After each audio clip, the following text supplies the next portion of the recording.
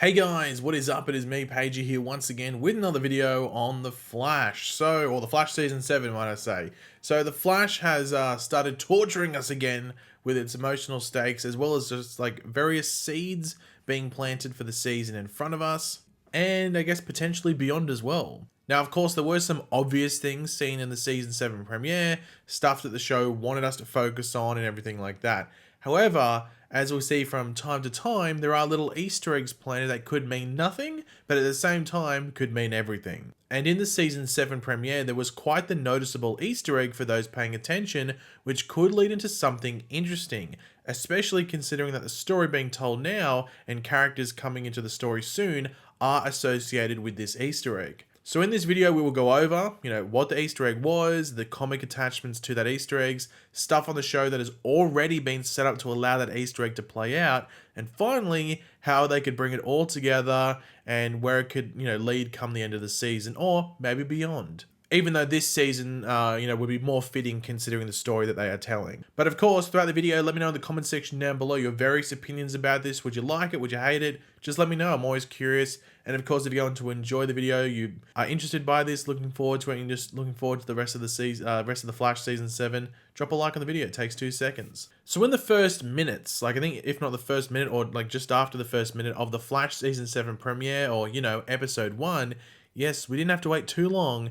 We had Chester P. Runk releasing the Flash from his cryo sleep in that chamber in order to go after Mirror Master. However, just before that, we saw Chester reading a book called Quantum Gravity and the Universe.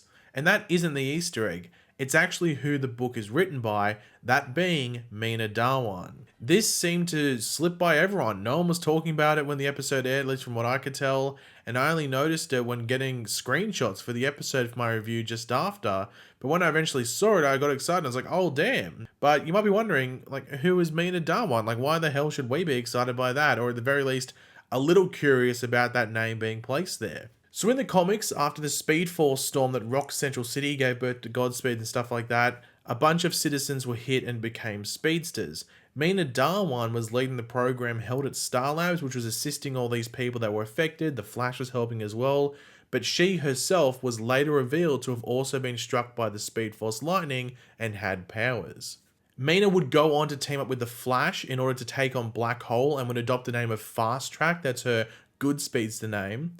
And later on, when the team are going specifically after Godspeed, Mina disappears, believed to have been killed. Barry's a bit, oh my god, she died. That's what, people believe. However, shocking stuff. She later turns up working for Black Hole, the enemy, and has now adopted the mantle of Negative Flash, which was previously a mantle that Barry held after his connection to the Negative Speed Force. It is revealed, however, that Mina has been brainwashed at the time by Gorilla Grodd and takes part in some nefarious activities.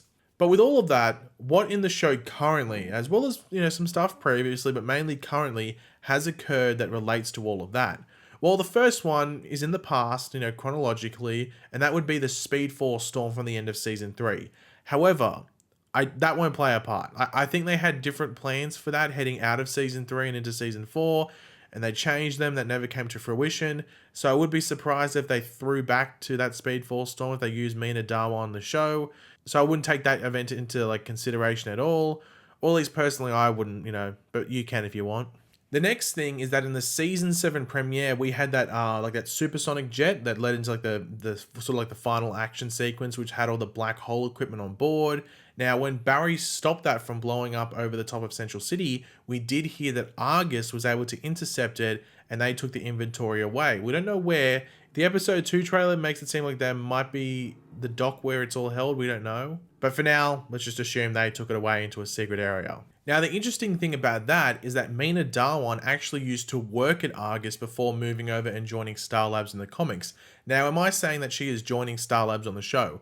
No. However, they could have it that she is still currently an agent of Argus who is looking into the black hole stuff a little more, especially when that equipment comes in, and then maybe from a suggestion from another character associated with Argus, like a Lila Michaels, we could have her come into contact with Barry and the other team, the other members, at Star Labs to look into this black hole weaponry a bit more. Now, how they could turn her into an antagonist or villain throughout the season, would be up in the air due to the fact that she did those villainous things in the comics due to the control of others, or specifically Grodd, and I can't see a character like Gorilla Grodd being associated with this type of storyline in the context of the show at least. One way which would be interesting and could stem from what we saw in the first episode of season 7 is that Mina is affected by the artificial speed force, but in a negative way rather than in a positive way like we saw with Barry.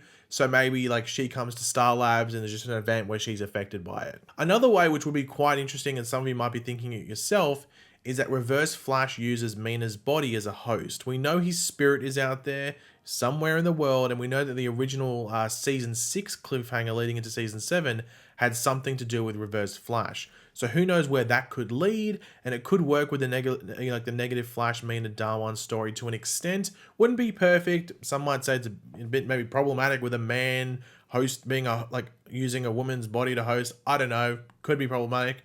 I know, would Twitter cancel it? I don't know, but it could work. And of course, finally, the obvious one that you would have noticed when I read them out, Godspeed. We know Godspeed is in this season at some point, whether it's in the back half or in the first half at some point following the conclusion of the Mirror Master arc. They haven't really confirmed it. The fact that they've only mentioned Godspeed and no other villain makes you think first half, but we'll have to wait and see where he shows up. The most accurate way to bring in Mina Darwan would be to have, her story play alongside or around Godspeed being on the show as well. It has been teased that Godspeed will have some sort of personal connection to Barry from his past, and they potentially could tie Mina into that personal connection with characters on the show. I know I was talking about how in the comics she was at Argus before Star Labs, but they could maybe even make it on the show that she was at Star Labs before Argus on the show. So maybe she knew Cisco and Caitlin before the events of the season. I know I was talking about how in the comics she was at Argus before she ended up going to Star Labs and the whole Speed Force, storm thing happened. But they could even make it that she was at Star Labs before Argus on the show. Do a bit of a flip on it. So maybe she knew Cisco and Caitlin before the events of this season. Or you can even argue Chester was the one that was reading her book. So maybe he knows Mina personally. Maybe they went to college together or worked together. From memory, Chester was associated with gravity related tech and stuff and science and various things like that last season. And that book he was reading by Mina Darwan was associated with, quantum gravity and stuff like that. So Mina maybe specializes in his area and that's how they know each other. Or at least he knows who she is and maybe he gets in contact with her, or at least asks the team that maybe she's the person to go to.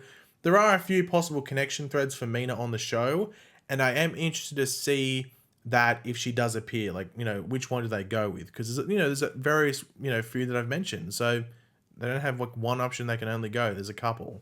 Or a few, might I say. But I'm interested to see if they do it. It could just be a little Easter egg, but, it's associated with stuff on the show at the moment, so they could be planting seeds. Who knows? But thanks for watching, guys. Hopefully you enjoyed the video. If you did, it'd be awesome if you could drop a like on it to show support. Let me know in the comment section down below your various opinions on this. Would you like to see Mina on the show? Would you want it to just be fast track maybe? Or would you like to see her be that negative Flash antagonist for a bit? Let me know. Or both. I think you'd get both if they do negative Flash, but they could just do fast track maybe. I don't know. But let me know your various opinions in the comment section down below. I'm always curious to hear what you have to say. And of course, if you are new to the channel, make sure to subscribe. And I will catch you guys in the next video. Goodbye.